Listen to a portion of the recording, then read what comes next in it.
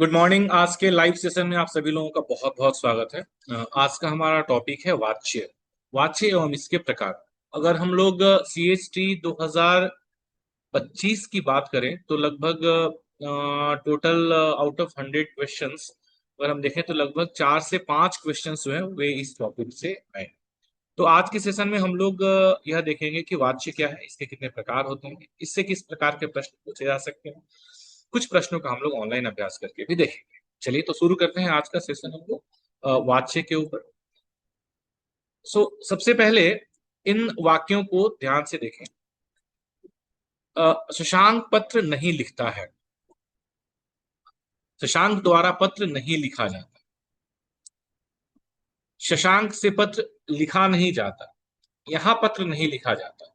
अब देखें, शशांक एक कर्ता है और उसके द्वारा पत्र लिखे जाने की क्रिया के संबंध में ये चारों वाक्य हैं। चारों अलग अलग तरीके से लिखे गए हैं। चार में से तीन के अर्थ यदि आप समझने का प्रयास करें तो लगभग एक ही है। चौथे का अर्थ थोड़ा सा बदल जा रहा है। पर चारों में यदि आप डिफरेंस देखेंगे तो बात को कहने के ढंग में अंतर है। तो इस प्रकार से अगर हम देखेंगे तो ये चारों ही वाक्य अलग अलग वाच्य के हैं। तो कई बार अक्सर ही वाच्य परिवर्तन से वाक्य का अर्थ नहीं बदलता है, परंतु अ, हम जिस प्रकार से अपनी बात को कहते हैं वाच्य परिवर्तन से वह तरीका बदल जाता है। तो अगर आप देखेंगे तो शशांक पत्र नहीं लिखता है, यह कर्तृवाच्य है, यह कर्मवाच्य है। शशांक द्वारा पत्र नहीं लिखा जाता है, यहाँ पे कर्म प्रधान हो जाता है। शशांक से पत्र नहीं लिखा जाता, यहाँ पे पत्र लिखने का जो भाव है वह प्रधान हो जाता है। और यहाँ पत्र नहीं लिखा जाता, यहाँ पे कर्ता ही नहीं है, इसलिए इसे हम लोग अकर्तृवाच्य कहते हैं। तो हम एक बार देखते हैं कि वाच्य का अर्थ क्या होता है। इन वाक्यों से एक मोटे मोटे तौर पे आपको अंदाजा लग गया कि वाच्य क्या है। वाच्य का अर्थ क्या है? वाच्य का अर्थ है पहचान, सूचना, संकेत। ठीक है। यह देखा जाए मूल रूप से तो वाच धातु से वाच्य बना है।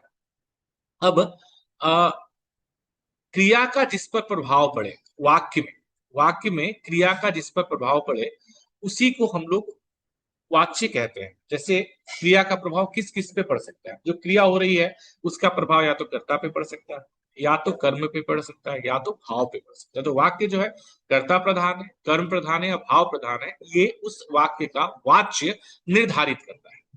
ठीक है। तो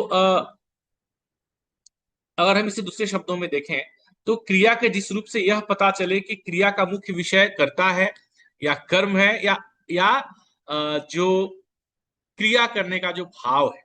ठीक है। तो ये जो मुख्य विषय होगा उस वाक्य को उसी वाच्य में कहा जाए। ठीक है। जैसे उदाहरण के तौर पे ले, हम राजेश पढ़ रहा है। अब इसमें पढ़ने की जो क्रिया है उसका सीधा सीधा प्रभाव राजेश के ऊपर है, लेकिन राजेश के द्वारा पढ़ने की क्रिया की जा रही है, इसलिए यह आपका वाक्य जो है उसे हम लोग कर्तृवाच्य में कहेंगे। अब वाच्य को यदि हम लोग वाच्यों के प्रकार के बारे में देखें तो कर्तृवाच्य और अकर्तृवाच्य, यानी कि एक में कर्ता प्रधान और दूसरे में कर्ता प्रधान नहीं। तो यदि कर्ता प्रधान नहीं तो कर्म प्रधान या भाव प्रधान, या फिर कर्ता हो ही नहीं, ये दोनों ही चीजें हो सकती हैं। तो मुख्य रूप से तीन तरह के वाच्य हम देख सकते हैं: कर्तृवाच्य, कर्मवाच्य और भाववाच्य। कर्मवाच्य और भाववाच्य को हम लोग अकर्तृवाच्य भी कहते हैं, जहां पे कर्ता प्रधान नहीं होता है। ठीक है। या फिर कुछ ऐसे वाक्य जहां पे कर्ता नहीं होती उसे भी हम लोग अकर्तृवाच्य का वाक्य कहते हैं। ठीक है। अब कर्तृवाच्य क्या है? जिन वाक्यों में कर्ता मुख्य होता है और कर्म गौण होता है। तो जो क्रिया हो रही है उसका सीधा संबंध कर्ता से हो तो कर्तृवाच्य एकदम स्पष्ट है। ठीक है। अब इसका मतलब क्या है, इसे हम समझेंगे कैसे कि जो क्रिया हो रही है उसका सीधा संबंध कर्ता से है? क्योंकि क्रिया जब भी होगी तो कहीं ना कहीं क्रिया में कर्ता तो होगा। अब सीधा संबंध है कि नहीं, इसको समझने के लिए हमें यह जानना जरूरी है कि क्रिया का जो रूप है वह रूप क्या कर्ता के अनुसार है या उसका रूप कर्म के अनुसार है। तो क्रिया के रूप के आधार पर हम लोग यह निर्धारित करते हैं कि यह कर्तृवाच्य में है या फिर कर्मवाच्य में है। ठीक है।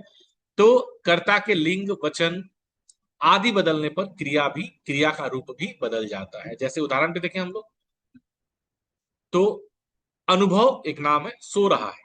ठीक है, अनुभव सो रहा है। गीता चित्र बना रही है। अब देखें कि जब क्रिया पुल्लिंग से स्त्रीलिंग हुई, कर्ता पुल्लिंग से स्त्रीलिंग हुई, तो क्रिया का रूप भी रहा से रही हो गया। गाय घास खा रही है। ठीक है, रजनीश पुस्तक पढ़ रहा है। भास्कर बहुत बोलता है। छात्र पत्र लिख रहे हैं। अब यहाँ पे छात्र जो कि करता है उसके वचन के अनुसार क्रिया का रूप रहा से रहे हो गया। छात्रों ने पत्र लिखा। अब यहाँ काल के अनुरूप क्रिया का रूप बदल गया। तो इस प्रकार से यदि आप देखेंगे तो यहाँ पे क्रिया का रूप बदल रहा है कर्ता के अनुसार, तो ये सारे वाक्य कर्तृवाच्य में कहे जाएंगे। कर्मवाच्य में देखते हैं, इसमें क्रिया का संबंध सीधे सीधे कर्म से होता है। ठीक है, अब वाक्यों में जो क्रिया का रूप है वो अब कर्ता के अनुसार न बदल करके कर्म के अनुसार बदले, तो यह कर्मवाच्य कहा जाता है। ठीक है, अब कर्मवाच्य में कर्ता के साथ कारक चिन्ह जोड़ा जाएगा। कौन कौन सा कारक चिन्ह? से या के द्वारा, मतलब कर्ता के द्वारा काम किया जाएगा या कर्ता से काम किया जाएगा। तो ऐसी स्थिति में कई बार कर्ता का लोप भी हो जाता है। जैसे हम देखते हैं उदाहरण के तौर पे, गायें चराई जा रही हैं। गायें चराई जा रही हैं। अब यहां पे देखा जाए तो कोई कर्ता है जिसके द्वारा गायें चराई जा रही हैं, जिसका यहां से लोप हो गया है। ये वाक्य कर्मवाच्य में कहा जाएगा। किसान द्वारा खेत जोता जाता है। यहां पे आप देखेंगे तो प्रधान क्या हो गया? खेत प्रधान हो गया। जो क्या जोता जा रहा है? खेत जोता जा रहा है। और कर्ता को यहाँ पे गौण कर दिया कि किसान द्वारा खेत जोता जा रहा है। जोतने का सीधा जो फल है, सीधा जो प्रभाव है वो खेत पे पड़े। और हम कहें कि किसान खेत जोत रहा है, यहां भी जुत तो खेत ही रहा है, परंतु किसान यहाँ पे उसकी प्रधानता इस वाक्य में हो जाती है, तो वो कर्तृवाच्य। और यदि किसान द्वारा खेत जोता जाता है तो कर्मवाच्य। बात एक ही है, अर्थ एक ही है, लेकिन कहने के ढंग के बदल जाने से वाच्य बदल जाता है। बच्चों द्वारा फुटबॉल मैच खेला गया। इसी प्रकार से ये कर्मवाच्य के उदाहरण हो जाते हैं। अब भाववाच्य में आते हैं। अगर आप अंग्रेजी और हिंदी व्याकरण में अंतर देखेंगे तो अंग्रेजी व्याकरण में केवल दो ही तरह के वाच्य होते हैं, एक्टिव वॉइस और पैसिव वॉइस। लेकिन हिंदी में आपको तीन या वस्तुतः चार तरह के वाच्य मिल जाते हैं। कर्ता मूल रूप से तीन ही मिलते हैं, कर्ता, कर्म और भाव। कहीं कहीं पर अकर्तृवाच्य भी प्रश्न में आ जाते हैं। ठीक है, अब क्रिया का रूप जो है वो ना तो कर्ता के अनुसार होगा ना कर्म के अनुसार होगा, यह भाव के अनुसार। तो अब कर्ता, कर्तृवाच्य, कर्मवाच्य और भाववाच्य में अंतर पहचानने के लिए आपको क्या समझना पड़ेगा कि क्रिया का रूप किसके अनुसार में बदलता है, अर्थात इसमें क्रिया के भाव की प्रधानता होती है।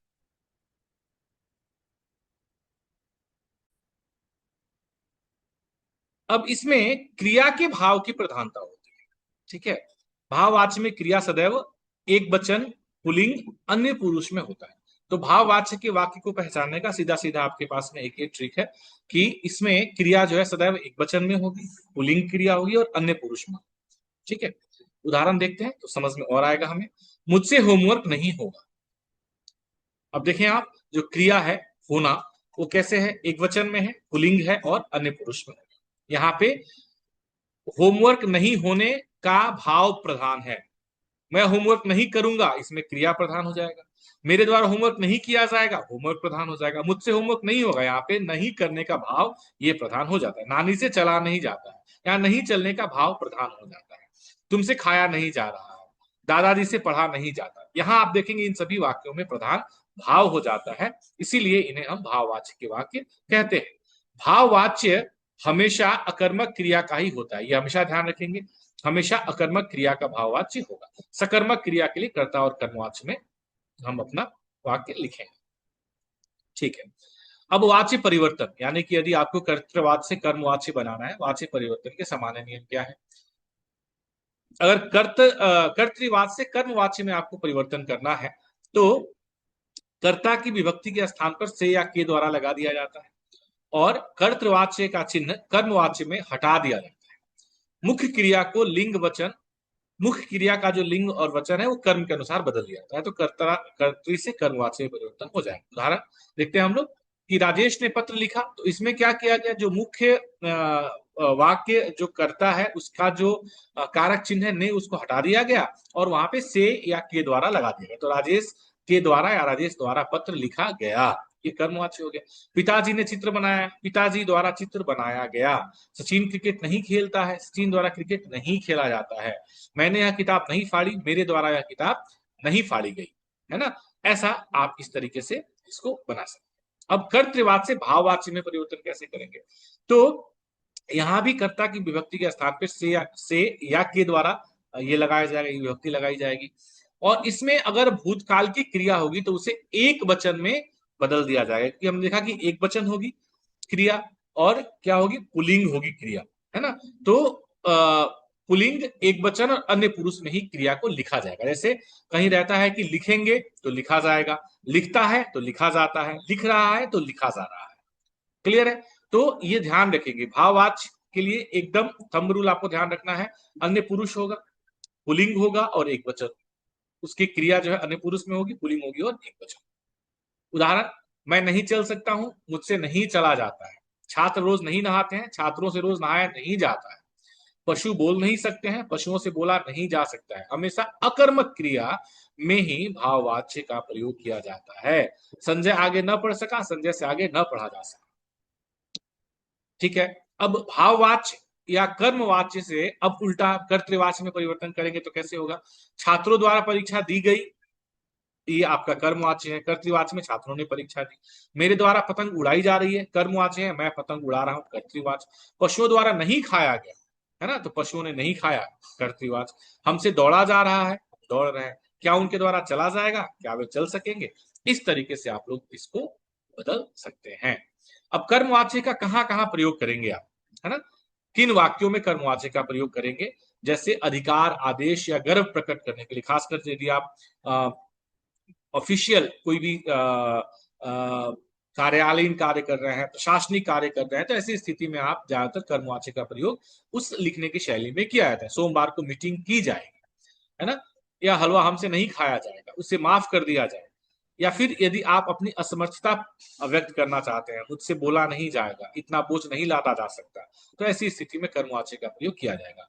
कार्यालय, अदालतों, अधिकारियों द्वारा, सभी अध्यापकों को मुख्यमंत्री द्वारा सम्मानित किया जाएगा। कुछ कारणों से आपकी छुट्टियां रद्द कर दी गई, शीघ्र अपनी उपस्थिति की सूचना दी जाए, ये सारे कर्मवाच्य के प्रयोग हैं। जब कर्ता कोई संस्था, सरकार या संस्थान हो तो सामान्य तौर पर कर्मवाच्य में प्रयोग किया जाता है ना। गायत्री परिवार द्वारा विवाह भी कराए जाते हैं। विद्यालय द्वारा प्रवेश स्तर पर, प्रदेश स्तर पर प्रतियोगिता परीक्षा का आयोजन किया जाता है। सभी नियम संस्थान द्वारा पहले ही निर्धारित कर दिए गए हैं। जब कर्ता अज्ञात हो या कर्ता को प्रकट न किया जाए, सूचनार्थ पत्र भेज दिए गए हैं, समय की बर्बादी की जा रही है, यहाँ केवल धनिकों की बात सुनी जाती है, तो ये सारे जो है आपके कर्मवाच्य के प्रयोग हो जाते हैं। तो इस प्रकार से आज के सेशन में हम लोगों ने कर्तावाच्य, कर्तृवाच्य, कर्मवाच्य और भाववाच्य के बीच बीच में अंतर देखा, और ये देखा कि कर्तृवाच्य और भाववाच्य, कर्मवाच्य और भाववाच्य को हम लोग अकर्तृवाच्य भी कहते हैं। किसी भी तरह का कोई भी आपका प्रश्न है तो आप इस वीडियो के कमेंट सेक्शन में जाकर के आप अपने प्रश्न पूछ सकते हैं, या आप सीधे सीधे हमारे दिए गए व्हाट्सएप नंबर पे भी अपने प्रश्न इस सेशन से संबंधित पूछ सकते हैं। व्हाट्सएप नंबर आपको इसके वीडियो के सेशन में, वीडियो के कमेंट सेक्शन में मिल जाएगा, डिस्क्रिप्शन लिंक में मिल जाएगा आपको हमारा व्हाट्सएप नंबर। उस पर आप अपना मैसेज करके किसी भी तरह के क्वेश्चन इस टॉपिक से संबंधित पूछ सकते हैं। किसी भी तरह का फीडबैक आप अपना वहां से दे सकते हैं। और साथ ही साथ यह आपको वीडियो कैसा लगा हमें कमेंट करके जरूर बताएंगे। इसके साथ साथ में आपको इस टॉपिक से रिलेटेड विशेषकर एसएससी की परीक्षाओं के लिए, सीएसटी और आईबीपीएस की परीक्षाओं के लिए आपको 2 मॉक टेस्ट जो कि वाच्य से संबंधित है, एक 50 प्रश्नों का मॉक टेस्ट है सामान्य स्तर का, और दूसरा एक और मॉक टेस्ट है जो कि अनुच्छेद एवं शुद्धि आधारित प्रश्नों के ऊपर है। तो ये दोनों मॉक टेस्ट की लिंक यहाँ पे दी गई है। ये लिंक डिस्क्रिप्शन में भी और कमेंट सेक्शन में, दोनों जगह पे ये लिंक पिन की गई है। आप वहां से क्लिक करके इस लिंक पर जाकर के आप ये मॉक टेस्ट अटेम्प्ट कर सकते हैं। तो आज के सेशन में इतना ही। अगले सेशन में फिर से अगले टॉपिक के साथ हम मिलेंगे। यदि कोई एक विशेष टॉपिक जो आप चाहते हैं कि आप उसे पढ़ना चाहते हैं तो आप मुझे कमेंट सेक्शन में लिख करके उस टॉपिक का नाम दें, हम उस टॉपिक के लिए, उस टॉपिक पर आपके लिए वीडियो लेकर के जरूर आएंगे। सो बहुत बहुत धन्यवाद, thank you so much, all the very best.